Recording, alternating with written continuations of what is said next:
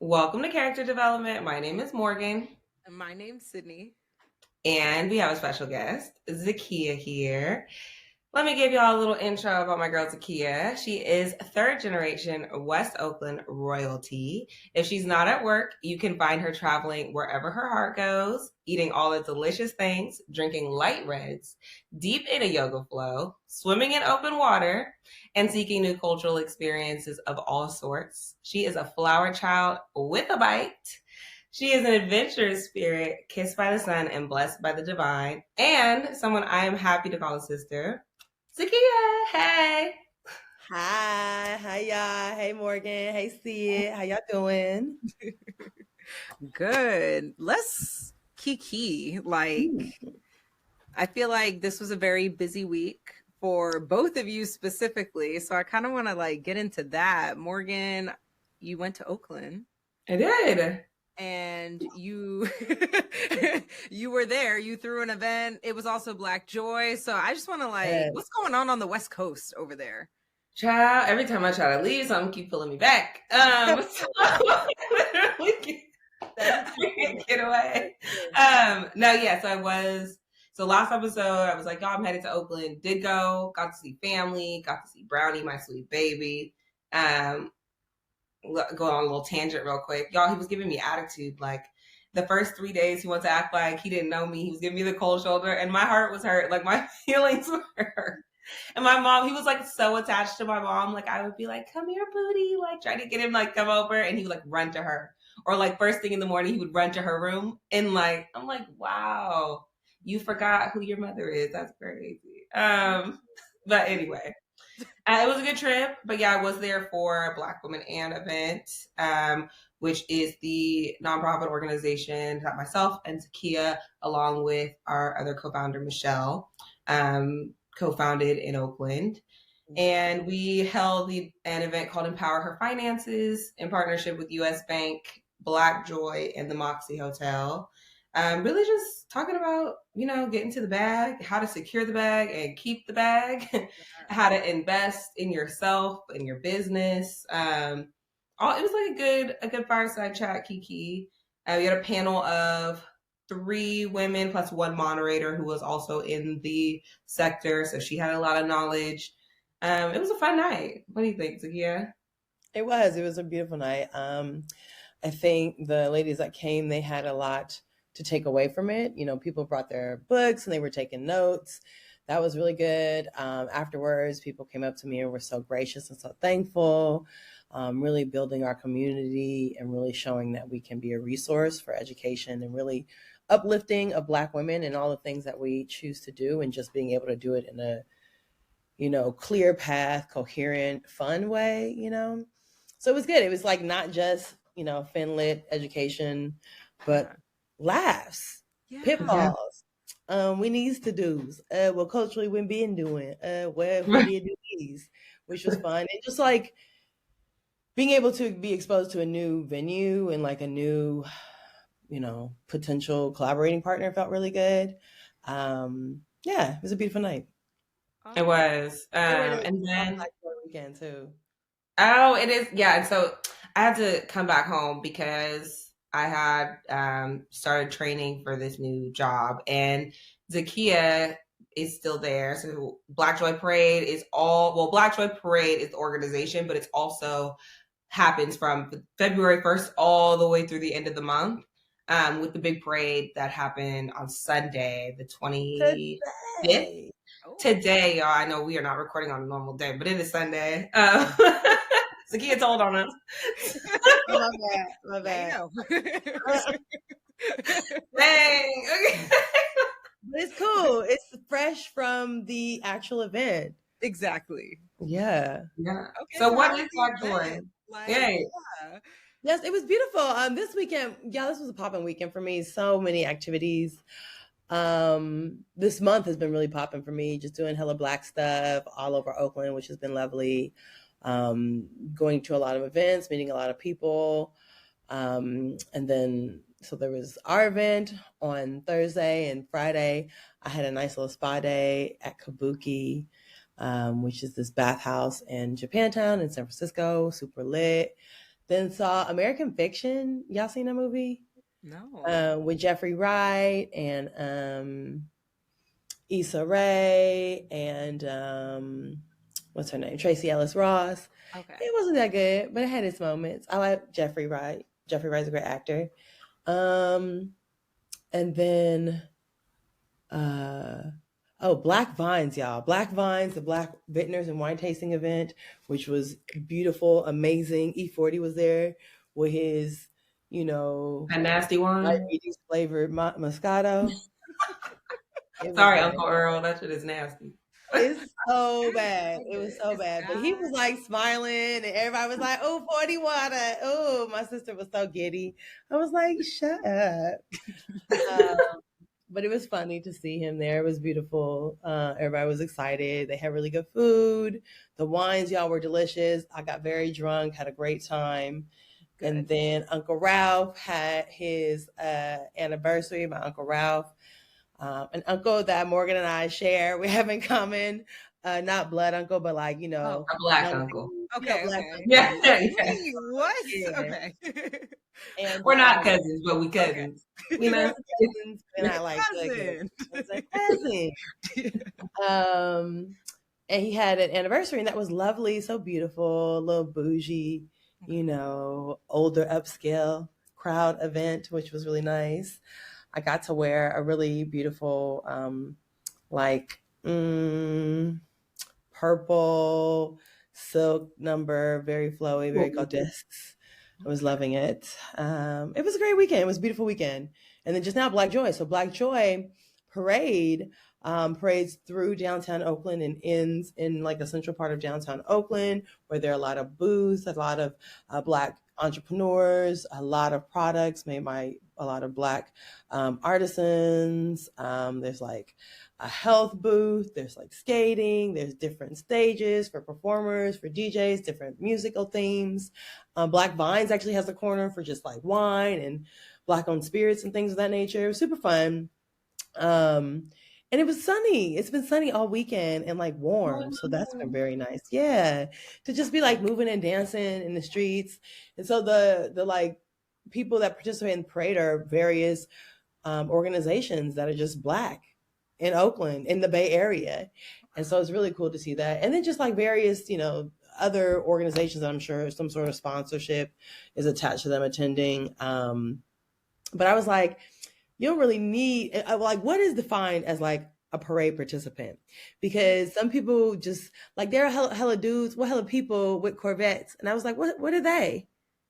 They just got Corvettes and there's no sign. It's just Black people in Corvettes. And I'm like, it's probably a group. It's probably a group of old guys and they have like a group. No, like it's not just dudes. These are women driving Corvettes too. It's Black people in Corvettes. Yeah. So it's like, is that an org? Like, what you do? Donate to Black people in Corvettes? Maybe they don't donate. Maybe it's a social org. Like they, like a motorcycle club where they get together and like they work on their Corvettes. They drive them, they race them, they go to the thing. Like, once you get to a certain age, you start doing things, just doing shit. Like, yeah, like okay, it was interesting. I was like, okay, like people don't need that. There's maybe random people with a sign. And like no like matching or coordination or anything. They just walk in.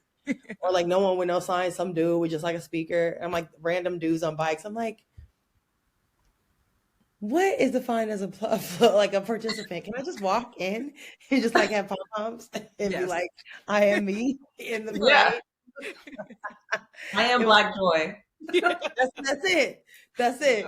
And that's what's beautiful though. Like everybody's super happy. It's exciting to just see everyone smiling, families, just beautiful Black people, right? Every color, every shade, every shape, coming from all over, not just from the Bay Area, not just from California, because a lot of people fly in also for Black Vines. I met people at that wine tasting event, Black Vines, and they were coming in from all over the country. And they travel with the event because Black Vines goes all over the nation. And so it's really cool to meet people who follow this Black Vintner event that comes to the Bay Area that like started here in Oakland, has gotten so big that it's kind of like grown out of venues here in Oakland in certain spaces. So it's pretty cool. It was really nice. Yeah. Dang. Who's the performer this year? Remember last year it was Ashanti, even though it was in the rain? It wasn't last year. It was a How couple about you years. before last? I It think was that a couple years. Because then 2 Parliament, years. Parliament was also, I think, the year after Ashanti. Okay. Yeah, and then I It's forget. been raining the past couple years. It has. Last year it rained. The year before that it rained. Yes. Yes, yes, yes, yes, yes. That's why it was so beautiful, because it was sunny and like warm, y'all. Warm, like it was gorgeous, gorgeous, gorgeous. Wow. Oh. It's been so beautiful today, and yeah, this has been a lovely time in the Bay. I love the black of it all. Okay, Sydney. So what's tea? What have you been up to? I got a job. I got a big girl job, you know. Insert confetti. It has been a journey, to say the least. But yeah, you know, I don't know what it's gonna be like yet. Keeping an open mind. I literally just signed the offer letter. Background check went through, which is the only reason I'm talking about it now, because you know, until the ink is dry, you keep your mouth shut. But yes, everything has gone through. Documents have been signed. I am contractually obligated to show up in the coming weeks, so I'll be doing that. And the team seems really cool. When you both were talking about like the financial literacy event, like getting to the bag is one thing, but also like keeping the bag. Like I wish I had been there, because one thing about me, I can get to the bag, but I also like nice things and I like nice experiences. Girl. And I'm like already trying to plan how I'm gonna keep this bag now that I have it. So I'm like, yeah. So that's pretty much how my week has been. Okay. Well, congratulations. That's big. I love that. I'm so excited for you, and you deserve it. It has been a long road of stress. And so I know that your body is probably just like, I can breathe. Yeah. And that's a blessing. Yeah. And so I'm like bed rotting, but like in a non-anxious way until the job starts. Like I'm finally getting off of LinkedIn and just like turning my brain off for a couple of weeks, and then I will go back full force. So yeah, I'm just like, whew. Sinking into the TikTok of it all, getting back into your TikTok bag. Yeah, I was deep in the Risa Teresa drama. So with Morgan, you don't know about Risa Teresa? Is that the one who's like, who did I get married? Yes. Okay, so I haven't watched them yet, but give me the quick notes, because it's hard too, because there's like very specific. Yeah, there's complete stranger. Well, he lied about everything. Was it married at first sight lie, or like lied like he was scamming her? He was scamming her. But they got married, so he had a marriage license and everything, so he had to put his real name down. He put down a fake social security number. And that got cleared in the court. She's not playing, y'all. I don't know. They were in Atlanta. It was during COVID. Like it was Atlanta. Okay, I believe it. Anything is possible. That's hilarious. It was in Atlanta during COVID. Anything is possible. There was a lot of stuff that wasn't official right around that time. So I'm just like, mind you, that was the PPP era. But she was really impressed by this guy. I'm gonna give just like a brief overview. I promise I'll be quick. But like basically, she's on a dating app, meets this guy. She actually met him on Facebook, like dating. Sketchy number one. Yeah, but it's giving Craigslist. Yeah, okay. But they go out, they finally like decide to go out on a date. She gets a flat tire on the way to the date, and he changes her tire and buys her a new one. Now, okay. Exactly. He's obviously getting a date too, because he changed the tire and paid for a new one. Like, we're going on a second date. They go on a second date. It's great. Like, he's talking about how he's buying a house. Like, this man is putting up cash offers on houses. No proof of payment, but he's putting up cash offers. He's talking about he got offshore accounts, like ends up moving in with her while he's looking for a house for the two of them, all during COVID, mind you. Yep. And then you're putting up all cash offers, so you could afford an apartment, but you got to move in with me. And we just was forging like documents from like Chase saying that he was like pre-approved and stuff like it was, you have to watch it. Like it was deep. There's 52 episodes. 52 episodes. That's bed rotting for real. You just gotta listen to it like it's a podcast. Like I put my mom onto it. She literally downloaded TikTok just to listen to it and has been listening to it like a podcast on her drive to and from work. And like that's how God. Okay, I'll get on that later tomorrow. It's good. The tea is hot. But Delta just paid for her to take a trip to Paris and London. Hilton just paid for her hotel. She wanted like this blue BMW this whole time that he said he was going to buy for her, and he kept obviously lying. BMW just bought her the blue BMW. Like, what story do I need to make up put up online? Because it's real. You have to go through real trauma. Like that's the problem. I have been through trauma. I think I deserve. You gotta talk about it like, in a 52-part series. Like I can make it 52 parts. But okay, honestly, good for you, sis. I'm glad that she got her. I believe in karma, and he put out some bad juju, and it came back to her, and was good for her. Good for her. I'm happy for her, and she's Black too, right? Yeah, and she seems like a cool lady. I mean, yeah. So I'm glad she didn't go down and swing like as hard as she could have, because you do anything for love, and the bar's on the floor these days, so. He bought the tire and he was paying her rent. I get it. Yeah. I get it. So he was paying some bills. He was paying all of the bills. Yeah. Oh. Yeah, girl. Okay, so then I can see how she can get trapped. When you said he moved in with her, I was like, he was a con man, and he was prepared to die with the lie, for the lie. Still lying about it. Dedicated. Wow, I'm intrigued. Now I need to watch how she found out and what he said. Because if I'm not gonna say this word on the podcast, but if they gonna do one thing, they gonna lie. So no, fill in the blank. If you're Black, if they gonna do one thing. So okay, well, good for her. Well, now I'll go watch that. Thank you for your record of the week, Sydney. Gotcha.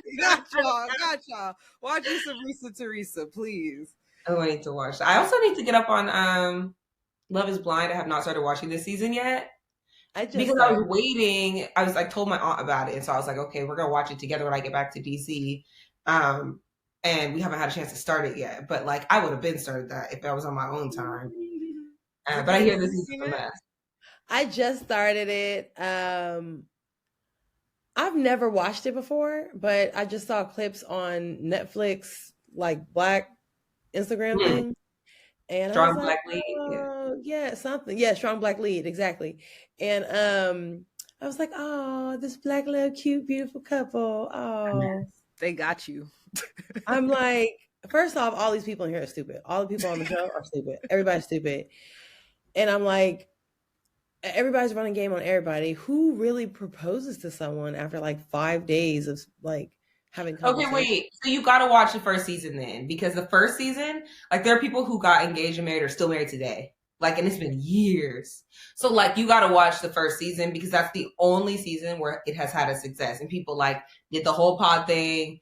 Like I'm a Lauren and Cameron stan, like love them. So if you want to see it, like, the only reason I can watch it now is because I know it has worked and it does work. If I were to start now, I would be like, this is just sensational for TV. Like, obviously, this shit doesn't work.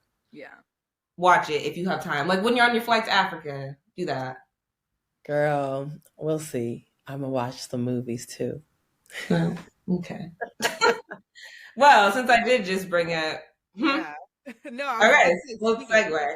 Right, since I did just bring up Africa. So, as I said in Zakiya's intro, she is an avid traveler. And when I say avid traveler, y'all, I don't mean like she goes on vacation every once in a while. I mean like Zakiya lives a nomadic lifestyle. Like she goes places, lives places, but not one place for too long, which is super dope. So she gets to like experience the world.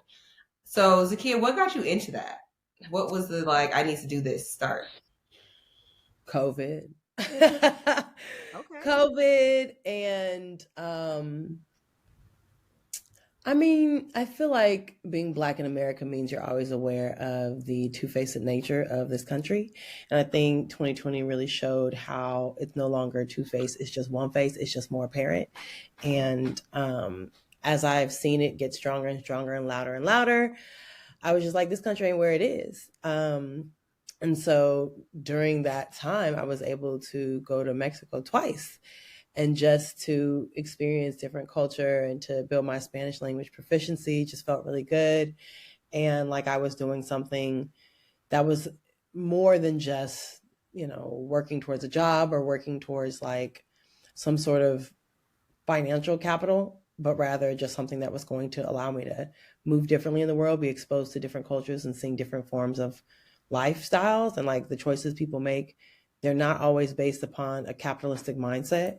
And I want to unlearn so much of what we as Americans know as a normal, which to me is like a dis-ease, right? So that's what really thrust me into it. And then I was like, okay, well, I really need a job that is fully remote. And so I was fortunate enough to get one with Microsoft, and I started writing online learning curriculum with them. And that was really fun and exposing. And that was the first remote job I did that was based in my home city here in Oakland. And then after, I learned about an organization that works specifically with Black and Brown businesses in California, to help them build and grow and develop business acumen. And I was like, oh, I like facilitating stuff for Black and Brown folk, and just really giving us opportunity to just expand, grow, and create community, network, and work with each other to create businesses for and by each other. So that has taken me to a space of like more exposure, and this job is also remote, and it really helps me to build on skills I've already kind of developed, and giving me a lot of like carte blanche to do what I want to do in terms of learning and in space and creating community, which is really exciting for me. And in that same space, I was like, okay, well, if I'm going to be remote, I'm going to be remote. So I just like was, because I had spent some time in Mexico, and I learned about Oaxaca, Mexico, southern Mexico, which has the largest Afro-Mexicano population in Mexico. And I was like, well, let me see what this is about. And I had been to Oaxaca before in 2020, and I was like, let me see what they do. And I went, and I put my shit in storage, and I packed 2 really big, heavy, oversized bags, and was in Oaxaca for 2 months. And then I was in Nayarit, Sayulita. Then I was in the Yucatan, Tulum. Then I was in Mexico City for about a month and a half, Tulum for a month and a half in Mexico City. And then had to come to the Bay to do the fabulous work with Morgan and with my organization I work with, ESO, and supporting our business incubator. And now I'm off to West Africa. Ghana, really excited. This will be the longest time I've spent in any other country. And in Ghana, I'll be there for about 3 months, which will be cool. And because I'll be on that side of the world, I'm going to call Ghana home base because I have taken a West African lover. And say it like that, it sounds great. Y'all, yes. I'm in love with this beautiful, amazing man who's very kind and sweet. And y'all, he is 5 years younger than me, and he makes me laugh and feel very beautiful and sexy and cared for. And what I've realized about myself is I just don't take care of myself. I need someone who takes care of me. And I feel that when I'm with him, and I like that. And so, and he got his passport. And yesterday, actually, he sent me this. So I guess the Bahamas signed something with Ghana saying that Ghanaians don't have to have a visa to come to the Bahamas. So he like, so I guess we're going to the Bahamas, baby. And I was like, yeah, we're going to Bahamas. Always, let's go. So it's exciting to want to plan travel by myself and to be like, yo, so I'm gonna leave my stuff with you and I'm gonna go here to different parts of Europe. He's like, yeah, and I'll just come back. Oh, what's up, baby? Ooh, okay, I'm going to Lisbon. Okay, hang with my friends. Okay, cool. What's up, baby? Ooh, okay, I'm gonna go to Spain, hang out by myself. Ooh, okay, what's up? So I'm excited for that in this new stage of life and just exploration. And my friends that like are able, they visit and we like link up in different cities, different countries. My friend Samantha, she's a marketing director for Visit Detroit. And she has a really good partnership with Soho House, and she's invited me to link up with her at Soho House in Edinburgh. That's Scotland, y'all. I didn't know where that was. So I was like, I want to see what the Scots do. And yeah, I don't even know the accent. So Shout out to Scotland. I'm the person, y'all. I'm gonna be there, and they're gonna be talking, and all of a sudden, I'm gonna just try and like mimic, and it's gonna be real. I will. I've done it before. Yeah. Two people's faces. They're gonna be like, "Where did this accent come from?" They're like, "What is she doing?" And then people are gonna be like, "You making fun of me?" I'm really not. I'm just trying to like assimilate. Oh my gosh. Wait, so Zakiya, were you scared like when you were starting all of this? Because no, y'all, when I tell you, okay, so initially, so this is how like the thing happened. Me and a friend were originally, it was gonna be me and a friend. okay. And she decided not to go. She decided she went to go to a master's program. That broke my heart. I was so excited to do this with my friend. I cried like with her, very ugly. It was like, why? Why don't you like me anymore? And she's like, that's not it. And I was like, I thought we were friends. And that's not it at all. I just took it to like a hurt place because I had this, fantasy of us like two ladies traveling the world doing the Black girl thing. Yeah. And then it was like, okay, she wants to do her own journey, her own path. All right, that's cool. That means it's your journey. And it took me a while to realize it was going to be me solo. But then I realized what opportunity that created, right? I didn't have to consider anyone else and where I was going, accommodations, anything. And it made it so that it was more open for me, that, the motivations were my own doings, right? And my own desires. And when I leaned into that, I recognized that I'm confident in myself. I am equipped with the skills and know-how. I, carry myself with kindness and grace and positive energy in the world. And I think I give that out, and I only expect that to come back. Yeah. And I think that keeps me kind of wrapped up in safety. I'm a spiritual person, and I believe that, I have the eyes of the divine watching me and keeping me safe. And it's because of that, nothing has happened, to be honest. So I'm very grateful for that. So like, I wasn't scared. I wasn't. I'm just like, I'm born and raised in Oakland my whole life. I've been in California. I've only lived in California. I only know, America really. And I'm just like, there's so much more to the world. There's so much more to understanding the choices we have in life as opposed to just like basic ass norm. And I want to see and allow myself and challenge myself to be more expansive than what is presented. And I think the only way I could do that was exposure. And I'm excited for it. Right. And it's just kind of, I am like, literally just like, oh, I want to go here. So let me go there, which is, I am recognizing so much privilege I have, and it feels good. And it's also like in this particular time in the world, it feels even more privileged. And I feel very fortunate in the same breath. Yeah. That's really dope. It seems like you are really like, Sydney's all taken aback. Literally, you saw my face. Like I tried to. Mouth open. Like, the kid's really cool, huh? It's fun, y'all. It's fun. It's cool because, especially when you go to places where you don't look like the people, right? Which, like, for me, I didn't realize I had racial ambiguity until I left out of California. I didn't literally out of California. When I go to other states, people be like, okay, so your mama is white. No, my mama is black, and so is my father. We just all like we're beige. I'd be like, yo, black is expansive in every shading. So come on. That of the galaxy, friend. So yeah, but when I'm in like an international context, I'm just like, yo, so many people can be from so many places. Like it makes sense that people don't know where I'm from until I open my mouth, right? And they're like, oh, okay, she's American. Mm-hmm. But if I'm like in a country where I speak the language, which is like just Spanish, people are kind of confused. It was funny because in Oaxaca, some people were asking me if I was Mexican, and I was like, nah, y'all got big Mexicans like me? I ain't think so. Y'all ain't got no Mexicans my size. Y'all don't have any Mexicans. I didn't see them, but I was looking for them. Yeah. Sorry. To give context to that, y'all, Zakiya is tall. Yes, I'm very tall. And not like, oh, I'm tall and 5'7". Like, no, she's tall for real. Yes, yes. And it's just interesting because like in Mexico, like to say I'm bigger than that whole country is not like an overstatement at all. No. I am. And so I was made aware of it just in just everyday thing, right? Like I get on the bus. I have to squat down a little bit because my head will hit the top. Can't have a bun. Don't have a high bun, girl.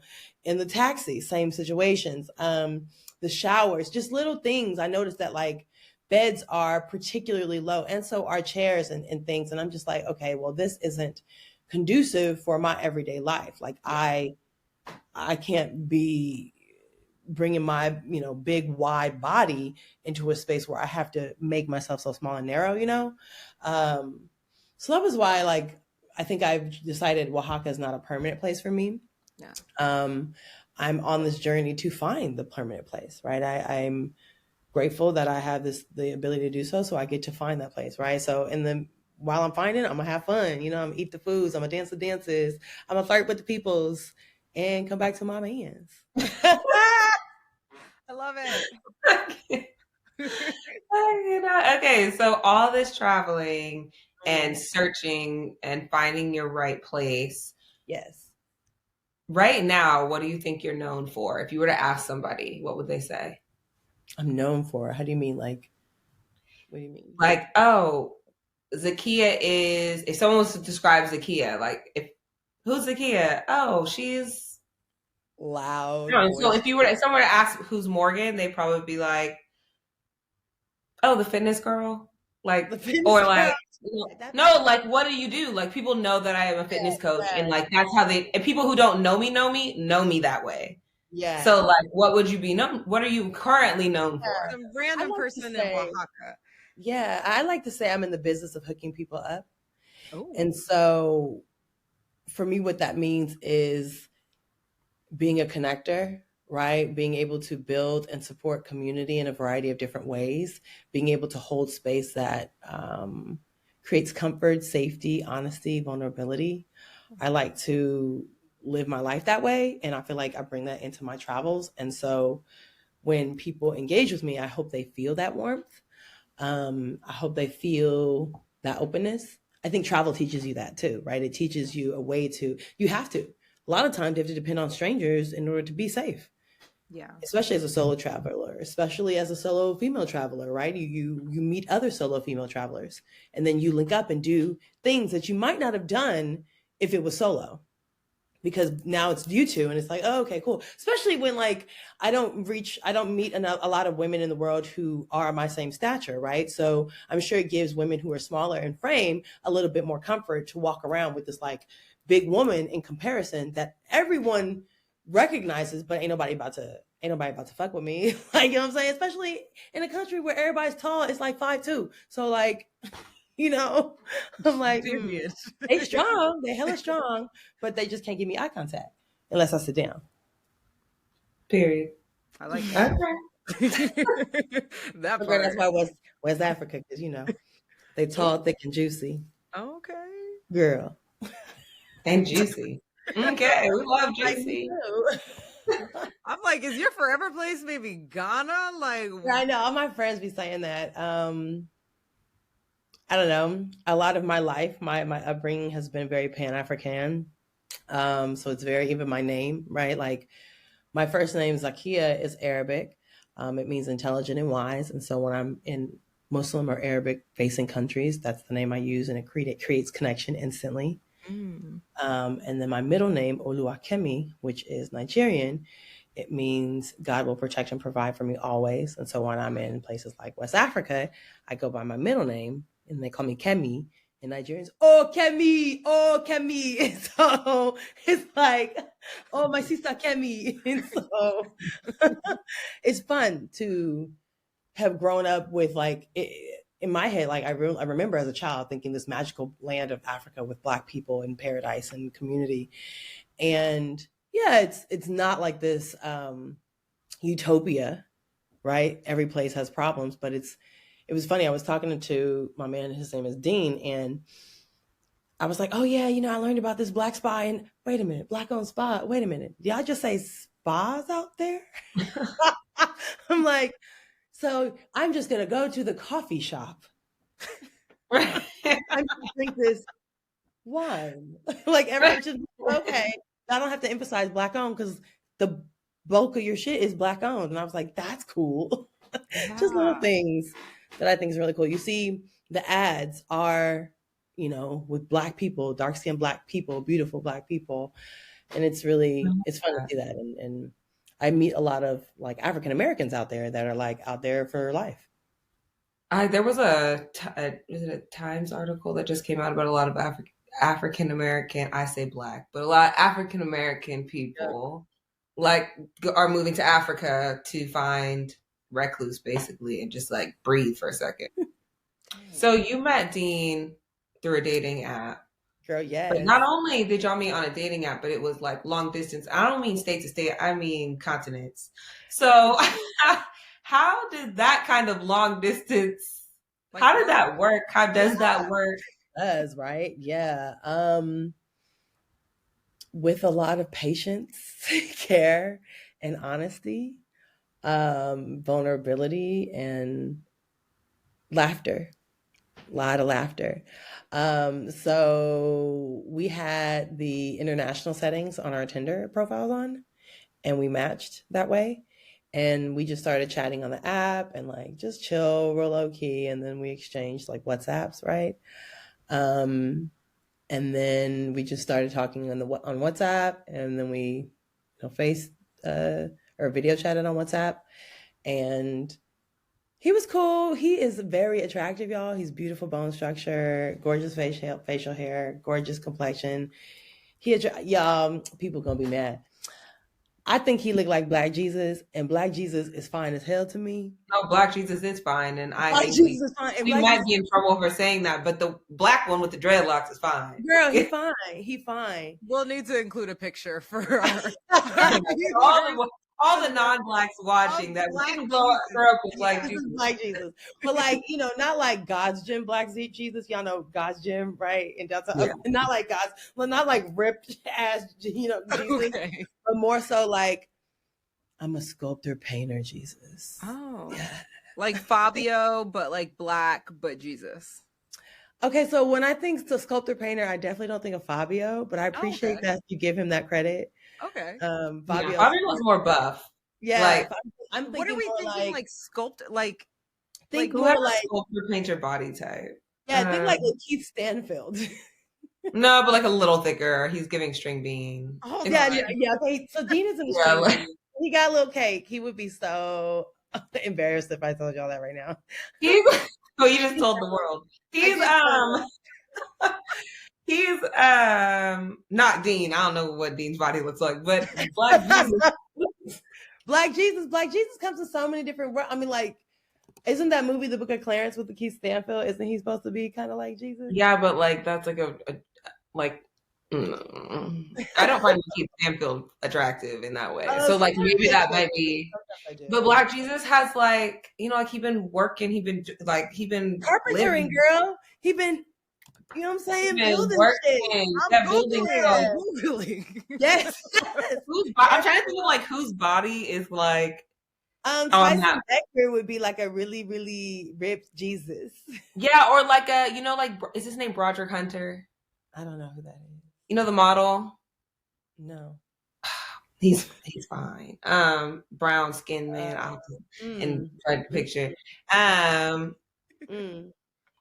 But yeah, that kind of like because it can't be hella thick, like hella big. Yeah, he has to just be like, cut, like in the desert, like one meal a day in it, right? Like, because he had 40 nights, 40. You know what I'm saying? Jesus like dropped some pounds. You know what I mean? Like he was like cat for sure. Like, for sure. Actually, honestly, we should question his eating practices. Did Jesus have an eating disorder? Like, what's up with that? Did Jesus have an eating disorder? It was giving one meal a day. It was giving 1 meal a day. You know what I'm saying? Water into wine. You're in the desert. We need more wine into water, brother. Come on. Yeah. So like we're just drinking on an empty stomach. That's what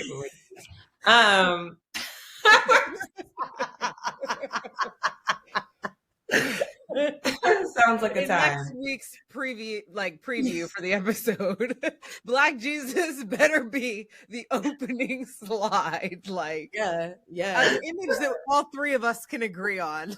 That. Yeah. We'll send some around before we post it on Monday and like, okay, this is our ideal. Or no, maybe it's a poll. Which Black Jesus do you identify with? Poll question for the week. Which one is your Black Jesus? Ooh, yes. And then it's like situational Jesus. You know what I mean? Like, one Black Jesus. Who the Black Jesus you want to take you to the bar? Who the Black Jesus that come to the football game? Who the Black Jesus that go to the ballet? You know what I'm saying? Not all three of this. Or are they the same Black Jesus? Maybe he's like versatile. He's verse. Like he's got a lot of this. Super verse, girl. Super verse. So. He can tie those dreads back and you just don't even know. You don't know. It's giving like Lenny Kravitz, but a couple shades darker. Okay. Yeah. Okay. Yeah. That's theme. That's very much theme. That's me. Yeah. Which y'all, hasn't been my type. I do like them thicker. I like and sometimes I like a little belly to rub. And he's he's smaller frame than I've really ever dated. But he's so very attractive and suave and very caring. And he made me laugh a lot, and I'm a big goofball, and some people are too self-conscious to like lean into that in relationships, and he went there with me, and that kind of opened up a zone of comfort that created like more space for intimacy and like deeper questioning about each other, and from that feelings were felt, and he was like, you should come to Africa. And I was like, oh my God, no, what? I already bought my ticket. I did it. And my bestie, she was like, girl, oh, that's the farthest you ever travel for some dick. I was like, man, it's more than that. I love that. It's love as well. Right? It's a yes and. Yeah. But it was great. We had this joke. So I did laser hair removal on my upper lip and chin. And before I did that, as I've gotten older, the hair above my lip and my chin was getting more pronounced. It was darker and it was like more. And I was like so upset about it.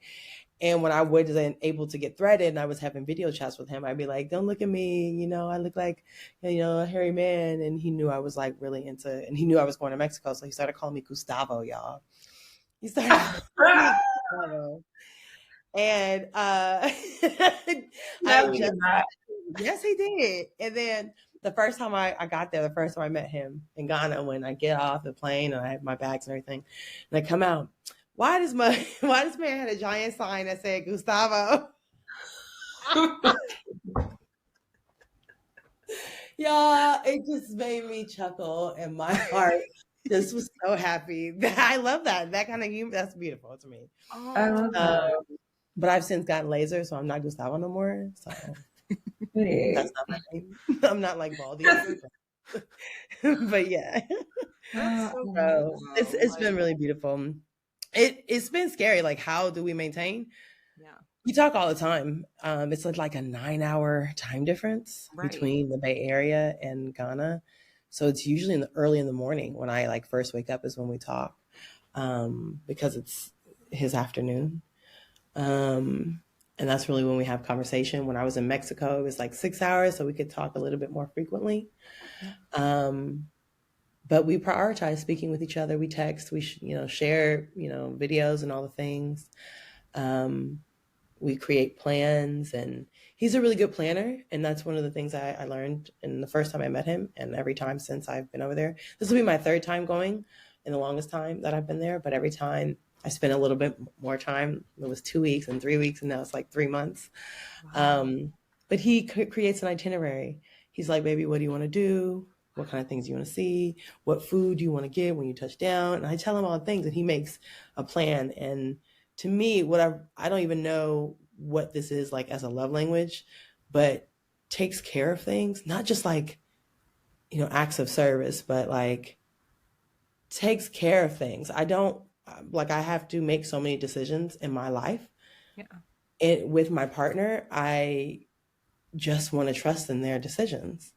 There are times, I want to be more active in decision making, but generally speaking, especially right now, I don't want that. I don't want to be an active participant in that. I don't. I want someone to make good decisions for us both, and we have a good time, and sometimes that good decision is, babe, let's chill. You've been doing a lot, because sometimes I don't have the ability to say no. And it was really lovely when we're planning, when we're at the space together, we got a space that's farther outside of the city, that's at this beautiful retreat center, and it has all these gorgeous little gardens for us to go on little walks in, and just like trees. And I'm really excited for the nature of it, because I'm at work very, very busy and super overloaded with like a lot of things, really just a lot of the decision making, right? And so he's like, I will take care of everything else, right? Food, shopping, all the things, I got that. And I'm like, that's what I need. Wow. That's what I need. And it's fun. It's beautiful. It's new. It allows me to seep into a part of my femininity that I don't think I've ever accessed, because I've had to do all those other things. And it didn't give me the ability to be soft all the time. If that makes sense.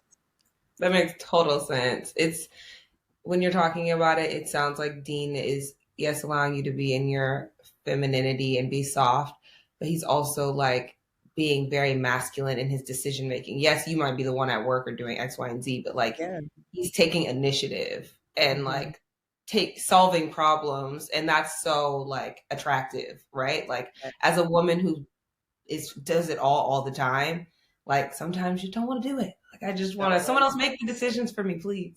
Yeah. Like what we're gonna eat, simple things. What we're gonna eat. Oh, okay. The concert's on Friday and Saturday. Make the call. Like I'm just like, just be like, hey babe, we're going to, the 8:00 showing on Saturday. Cool. That's lovely. Right. And I think, so I have dated men older than me and men my same age, and not too many men younger than me. Dean's like maybe the third. And especially not like 5 years, but he's very mature and wise. I think a particular exposure in like being an African man has made him have to grow up in certain ways, and just the status he holds in his family. I think when you're a sibling that holds a lot of responsibility, and that's not always the eldest, he's not the eldest, it just makes you grow up. It makes you grow up. He's known how to take care of people. Like when in the household, he was his mom's like right hand to like, do things. And so it comes very naturally for him to take care. And I'm like, I love that. That works very well for me. Dang, ladies, your man just might not be in the United States. That's real. And I think more and more Black women are talking about how African men treat us differently than, Black or African Americans. I don't know. We're agreeing. I'm laughing because differently can be taken in many different. For me, differently means I feel my queen eminence reigning more because this man wants to adore me, because he wants to give time and energy to making me comfortable. At the end of the day, it's gonna make his life even better. So like, it makes sense. Invest in yourself by investing in me. Okay. So like, it works out. I think it goes into like the comfort of traveling, right? You're getting out of your comfort zone. If you are given a particular picture, that's what you think is available. It's not until you recognize that there are other forms of art that you're like, oh shit, I can explore other things. And you're like, oh, there's more. Right. And I think what I appreciate about my relationship with Dean is that it challenged my understanding of what relationship could be. And I don't know if this is it, but I won't know unless I take this lead. Right. And if it's not, it has given me the confidence and courage and know-how to step out into dating men of other cultures, dating men in other places, being open to explore their cultures through relationship. My impressions of Islam are different now. And I appreciate that. He's Muslim. I would say he's like I don't know if new age is the right term, but he's like mad liberal Muslim. So like he don't eat pork, but we drink a little bit. We have other proclivities, and that makes him very relatable. But also, like, I'm really excited because I'll be going to Ghana during Ramadan. Ooh. And so I've said that I'm going to observe Ramadan with him, and so won't be eating during the daylight hours. And he talks about the big parties and the feasts that are at night and at the Eid al-Fitr, which is the celebration of the end of Ramadan. Which will be in April. So I'm really excited about that. And that'll be like a big cultural exposure for me. And I'm excited to see what that's going to look like. And yeah, just all the things. Wow.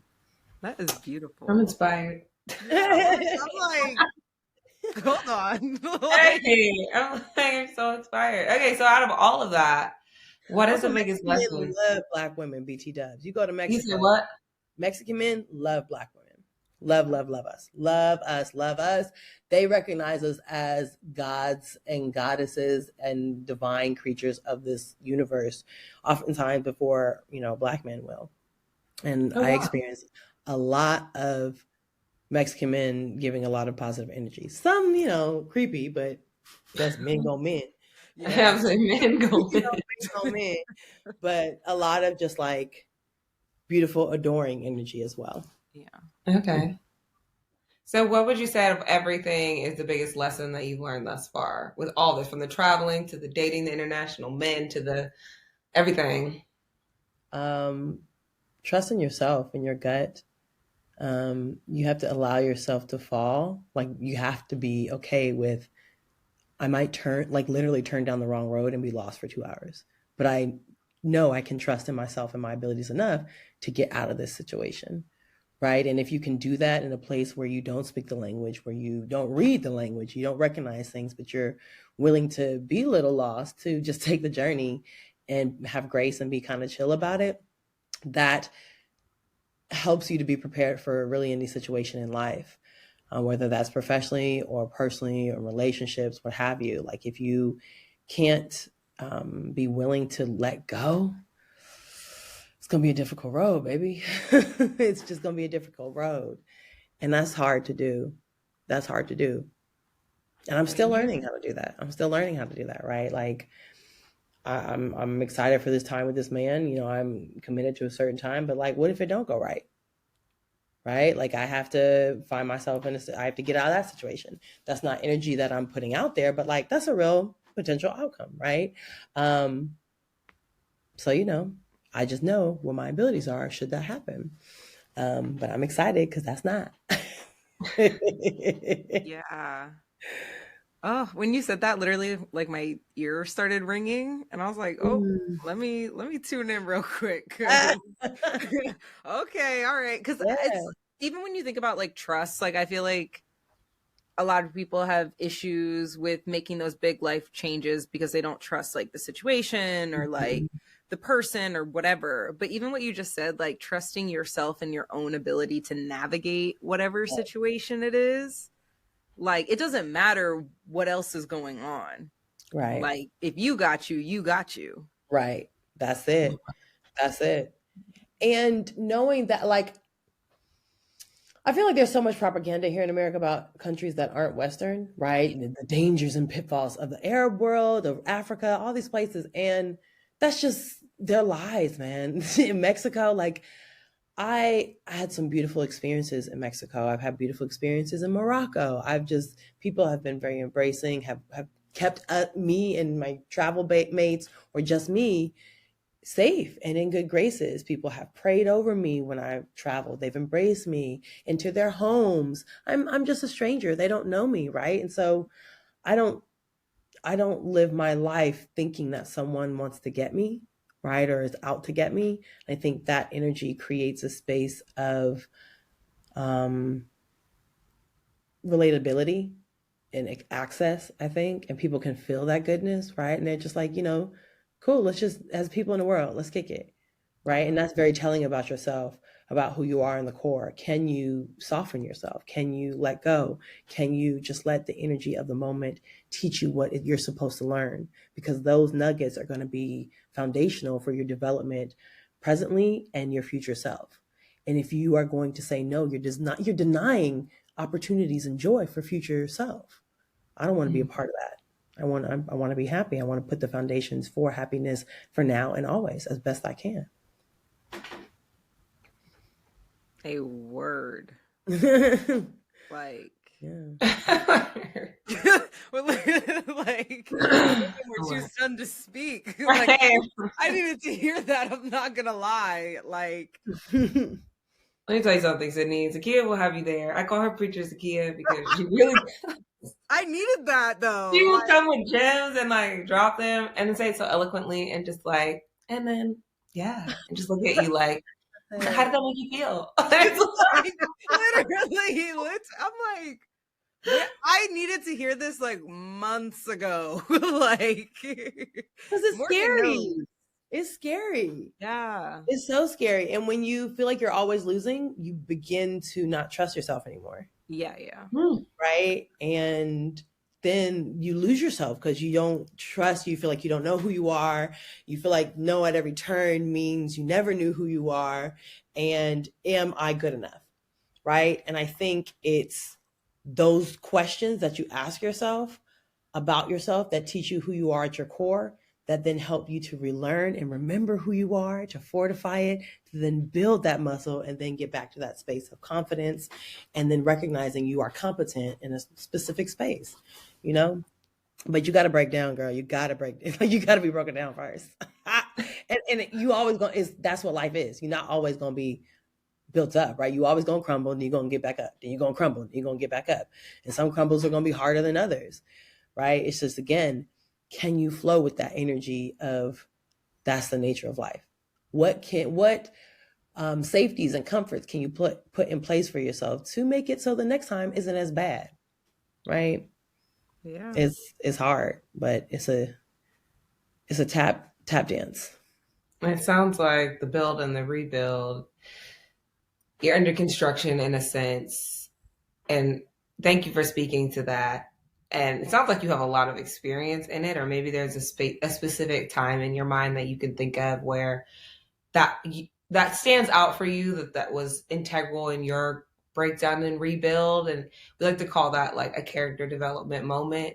So what was a big character development moment for you? It can be personal, it can be professional, but a moment where you were like, okay, this is time for me to pivot or start anew.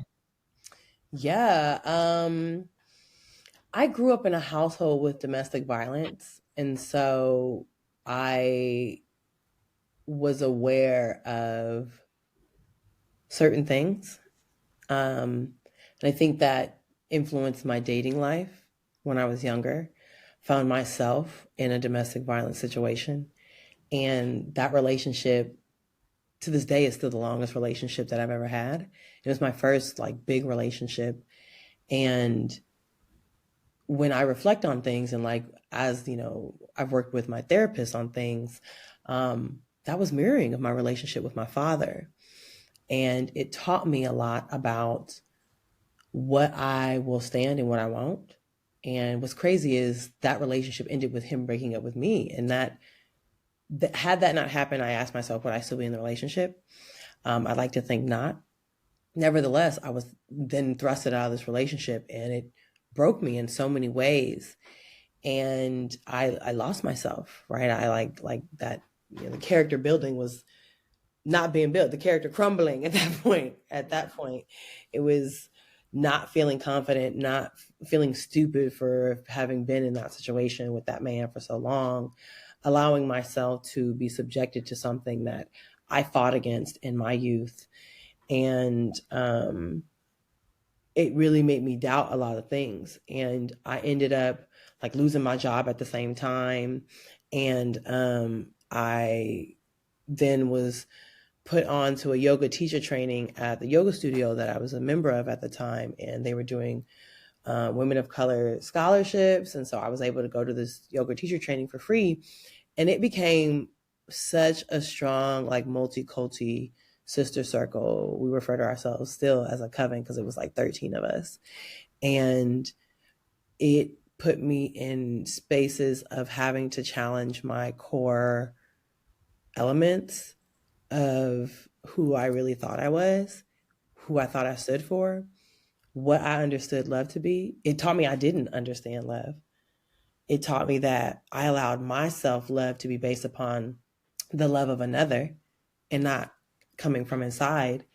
And it made that little voice that I had kind of shut down and put in a box deep, deep down inside into the dark place of me to start to like bubble up and come. And then she became my voice. And it was a safe place to do that while also like moving my body and getting more comfortable in my body and learning how to access breath and learning how to find grounding mechanisms when I feel that I am thrown off of my game and knowing who I am and my own securities, right? And that completely shifted my energy. And literally after that training, like all these doors started opening up professionally, personally.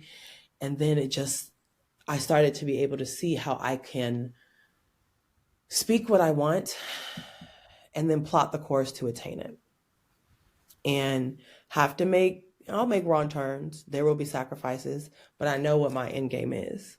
I know what I want for myself. I know what is true for me. I know what my true north is. And if I can keep charting out the plot, I should find that joy. And so I'm on that journey now. And it's always changing. That north is always changing. Always changing. Dang. Mm-mm-mm-mm. Literally. Yeah. Well, thank you for sharing that. Yeah. Is this helpful? Is this good? Like, It's so helpful. It's so helpful. Yeah. It's perspective. It's your journey, because all of our journeys are different, but alike in a lot of different ways. And so it's always really nice to hear bits and pieces of people's stories, even if you can resonate with one part of it, to give people hope to like keep pushing, especially when you're in this stage in your life where it just seems like you're met with walls at every single turn. Mm-hmm. So I think it's so helpful. Yeah. Morgan knows we've talked about like, yeah, I hope that this helps somebody that is where Morgan and I were a couple of months ago / are still coming out of that.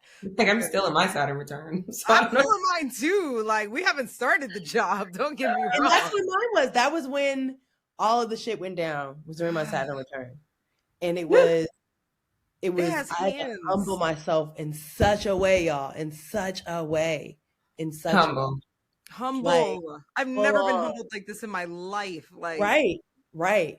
And a new woman starts to form from that. I've been fighting it, like kicking and screaming. I just let go. Like I just let go. Let her go, Sydney. Let her go. Because it's like you're holding on to like that person that old you crafted, and like your Saturn return is just not like. I mean, it'll give you the option to try and hold on to that person, but it's going to make it very difficult to be that person that you thought you were going to be or thought you were going to grow into when you were like 12. Like it's time to let her go. So, yeah. Ugh.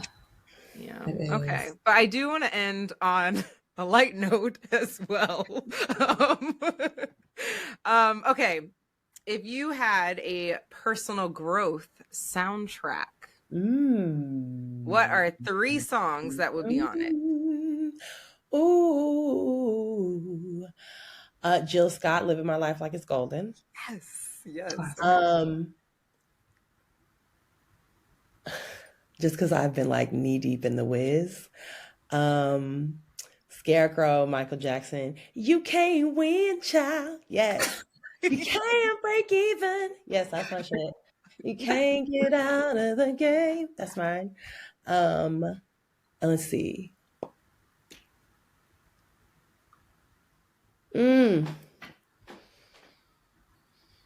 My third. Okay, so I don't even know what the song's about. It's an I'm a Piano song by KC. It's called Oja Piano. And I just love it so much. It makes me move my hips and like in a way where it's like like loosening up the joints, move my hips. Like I'm like moving, shaking, it's releasing. It is like spiritual what's happening with my hips for this song. And it brings a good natural like beat and energy out of my body. When I need to just like shake. I like that song too. Okay. I'm gonna have to listen to it. That sounds like a good vibe. I love it. I love it. I'm about to start like a little like playlist on Spotify of all of the songs, and I'm just gonna like start. We should. Yeah. Character development playlists. Now we have a nice little list of songs that we've got coming. If everyone's giving us 3 songs. Yeah. And there's at least one I haven't heard every single time that we ask somebody. Yeah. So, okay. At least. Oh, yay. What other songs have people said? Oof. I don't know them. That's the problem. Our first guest gave us 3 songs that were, I think they were all Cape Verde. Cabo Verdean songs. That's cool. The second guest, one song was called Fuck With Myself by Banks, which I had never heard, but it's a pretty good song. Mm-hmm. I've given it a listen. And is that it? Fuck With Myself. Kayla's one. Fuck With Myself, Church Girl, and there was one other one. Church Girl, Beyonce. We know that one. Cadillac by Victoria Monet. Cadillac by Monet. We love Victoria Monet. Yep. Oh yes, with her 3 Grammys, was it? She cleaned up. Mm-hmm. I was very proud. Yeah. Oh yeah. Very proud. Thank you, ladies, for chatting with me and allowing me to share some of my experiences with folks. If I can always help people with their journey being easier, that's awesome. And thank you for allowing me that opportunity. Thank you. Well, thank you for coming on. And we had fun, but also got our game woke a little bit because it gave us something to think about. So some food for thought. Also, now I'm trying to think about what my Black Jesus would look like. So girl. I already saw mine, so girl. And I've dated don't come for us, y'all. Don't come for us. Yep, I dated different stages of Black Jesus. Different stages.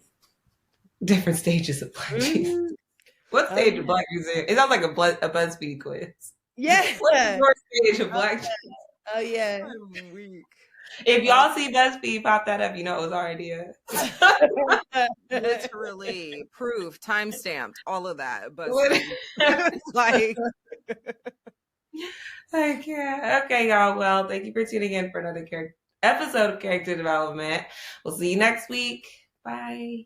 Bye.